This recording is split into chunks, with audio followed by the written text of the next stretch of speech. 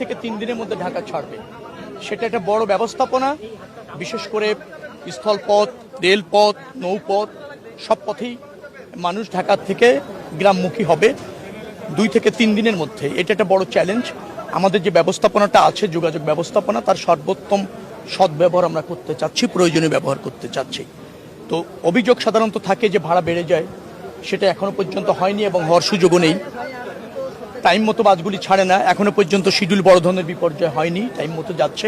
চ্যালেঞ্জটা আগামী 2-3 দিন আছে, সেই জন্য আমরা প্রয়োজনীয় ব্যবস্থা ইতিমধ্যে গ্রহণ করেছি সড়ক যোগাযোগে, নৌপথ যোগাযোগ এবং রেল যোগাযোগে।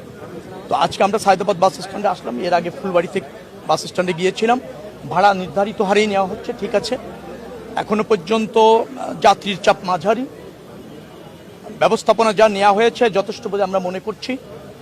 সড়কে বাস স্ট্যান্ডে যখন বেশি ভাড়া যাতে নিতে না পারে, যাতে এখানে নিরাপত্তাটা নিশ্চিত হয়, সেই জন্য আপনার পুলিশ কন্ট্রোল রুম আছে, আমাদের বিআরটিএর থেকে একটা কন্ট্রোল রুম করা হয়েছে, এখানে সিসিটিভি দেওয়া হয়েছে, সার্চ লাইট দেওয়া হয়েছে রাত্রে, যাতে সবাই একটা নিরাপত্তা বোধ করে এবং নিরাপত্তা নিশ্চিত করতে পারে আইন শৃঙ্খলা রক্ষাকারী বাহিনী এবং আমাদের যে সুপারভিশন আছে মন্ত্রণালয়ের থেকে। পাশাপাশি আমরা আরও যেটা করেছি সেটা হচ্ছে ভিজিলেন্স টিম আছে, আমাদের আরও মনিটরিং টিমও একটা করা হয়েছে, যে ভাড়া যাতে বৃদ্ধি না পায়, নিরাপত্তা যাতে ঠিক থাকে। ম্যাজিস্ট্রেট আছে, এখানেও আছে, স্টেশনগুলিতে আছে, হাইওয়েতে আছে। অবাক হবেন যে এর আগে 9 জন ম্যাজিস্ট্রেটের নেতৃত্বে 9টা মোবাইল কোর্ট কাজ করতো। এবার আমরা আরও 15 জন ম্যাজিস্ট্রেটকে এনে প্রায় 24টি মোবাইল কোর্ট পরিচালনা করছি। হাইওয়েতে যে সমস্ত রাস্তাগুলি আছে মেরামত করেছি, সংস্কার করেছি, চলাচলের উপযুক্ত করেছি। আমার মনে হয় যে মিনিমাম দুটি লেন, কোনো জায়গায় 4 লেন 6 লেন যেখানে যা আছে সেটা কার্যকর থাকবে। আরও হচ্ছে যেখানে কনস্ট্রাকশন কাজ চলছিল ব্রিজের অথবা হাইওয়ের, সেই সমস্ত জায়গায় মালামালগুলো আমরা সরিয়ে নিয়েছি, ইকুইপমেন্ট সরিয়ে নিয়েছি, লেনগুলি উন্মুক্ত করতে আমরা সক্ষম হয়েছি। পেট্রোল পাম্পগুলি 12 দিন, অর্থাৎ ঈদের আগে 7 দিন, ঈদের পরে 5 দিন পর্যাপ্ত তেল নিয়ে 24 ঘন্টা খোলা থাকবে, সেটা আমরা নিশ্চিত করতে পেরেছি। তো এভাবে আমাদের সব শক্তি আমরা প্রয়োগ করতে চাচ্ছি, সব সম্ভাবনাকে কাজে লাগাতে চাচ্ছি।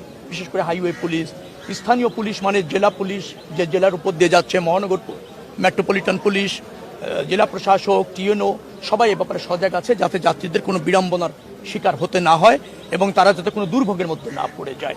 আবার কোনো জায়গায়, বিশেষ করে যমুনা টোলের ওখানে আমি সেতু বিভাগের সাথে কথা বললাম, ওরা পর্যাপ্ত পানি, খেজুর ইফতারের টাইমে বা ইফতার সামগ্রী রেখেছে, যাতে প্রতিদিনই কয়েক হাজার লোককেও তারা ইফতার বিতরণ করতে পারে পরিস্থিতির কারণে। সে ব্যবস্থাপনা আমরা রেখেছি। আপনার যেটাকে বলা হয় হাসপাতাল, আশপাশে যে সমস্ত হাসপাতাল আছে, কেউ হঠাৎ করে চলার পথে অসুস্থ হয়ে যেতে পারে, সে প্রাথমিক স্বাস্থ্যসেবাটা যাতে পায়, অ্যাসিস্ট্যান্টটা যাতে পায়, সেটাও আমরা নিশ্চিত করেছি। আমরা মনে করছি যে একটা ভালো ঈদযাত্রা মানুষ স্বস্তিতে আরামদায়কভাবে এবার অন্তত উদযাপন করতে সক্ষম হবে। এটা আমাদের প্রধানমন্ত্রীর অঙ্গীকার, তিনি এটা সার্বক্ষণিকভাবে জানতে চাচ্ছেন, দিক নির্দেশনা দিচ্ছেন। আমরা সংশ্লিষ্ট মন্ত্রণালয় এবং যে সমস্ত কর্তৃপক্ষ এখানে আছে, বাস মালিক সমিতি, শ্রমিক সমিতিগুলি এখানে আছেন, তাদেরকে নিয়ে, তাদের পরামর্শে, তাদের কাছে আমরা চেয়েছি যে আমরা নির্বিঘ্নে ঈদযাত্রা নিশ্চিত করতে চাই। আপনাদের কি অ্যাসিস্ট্যান্স আমাদের করবেন আর আমাদের কি অ্যাসিস্ট্যান্স আপনাদের করতে হবে। তারা যেগুলি আমাদেরকে পরামর্শ দিয়েছে আমরা সর্বাত্মকভাবে আমলে নিচ্ছি, আমাদেরকেও তারা সহযোগিতা করছে। আশা করছি সবাই মিলে একটা ভালো ঈদযাত্রা মানুষকে উপহার দিতে পারবো বলে আমার বিশ্বাস। আপনি বলছিলেন যে মহাসড়ক যেসব মেরামত অনেক জায়গায় ঝুঁকিপূর্ণ, যেসব চিহ্নিত কতগুলো ঝুঁকিপূর্ণ জায়গা, 260টি জায়গা আমরা ঝুঁকিপূর্ণ চিহ্নিত করেছি। ঝুঁকিপূর্ণ মানে যাতায়াতের কম ঝুঁকিপূর্ণ, যানজট সম্ভাবনা হতে পারে, সেখানে হাইওয়ে পুলিশ, আমাদের বিআরটিএর টিম এবং আমাদের 500 মিটার পর পর নিজস্ব ভলেন্টিয়ার আমরা নিয়োগ করেছি। তারা অ্যাপ্রন করে থাকবে, যে কোনো শৃঙ্খলা, যে কোনো পরিস্থিতি তারা সবাইকে একটা বুঝিয়ে কনসাস করে নিয়ন্ত্রণের মধ্যে আনতে আমরা সক্ষম হব বলে মনে করছি। যেখানে যেখানে ল্যাকিংস আছে আমরা সেগুলিকে মোটামুটিভাবে সর্বোচ্চ সক্ষমতার মধ্যে সর্বোচ্চ আমলে নিয়ে আমরা কাজ করছি। আমরা আসলে বিগত ঈদগুলোতে এমন দেখেছি যে ঝুঁকিপূর্ণ নির্ধারণ করা হয়, কিন্তু আবার সেই আগের চেহারাই ফিরে আসে। আপনাকে খালি বলি, যেখানে যেখানে আমরা চিহ্নিত করেছি, আপনি লিস্ট নেন, সেখানে আমাদের পর্যাপ্ত প্রিকশন আমরা নিয়েছি। ব্যতিক্রম হতেই পারে, মনে রাখা দরকার, প্রথমে যেটা বলেছি 1.5 কোটি লোক ছাড়বে 2 থেকে 3 দিনের মধ্যে ঢাকা শহর।